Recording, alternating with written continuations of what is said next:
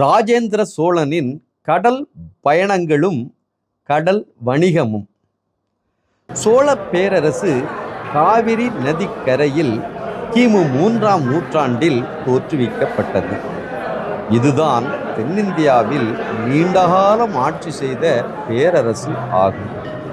சோழ பேரரசை விரிவுபடுத்தி திறம்பட ஆட்சி செய்ததில் முதலாம் ராஜராஜ சோழனின் மகன் முதலாம் ராஜேந்திர சோழன் தன்னிகரற்றவர்.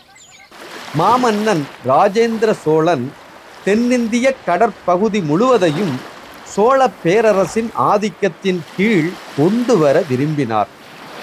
அண்டை நாடுகளை வெற்றி கொள்வதற்கு பெரிய கடற்படை அவசியம் என்பதையும், கடற்போர் மூலமே வெற்றி வாகை சூட முடியும் என்பதையும் அவர் உணர்ந்திருந்தார்.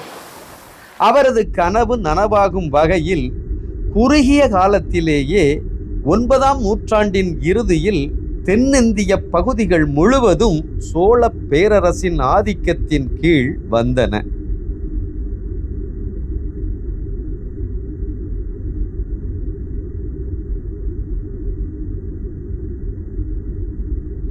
இதன் காரணமாக அப்போது கடல் வணிகத்தில் ஈடுபட்டிருந்த சீனா மற்றும் அரபு நாடுகள் சோழ பேரரசுடன் நல்லுறவை ஏற்படுத்தி கொண்டன.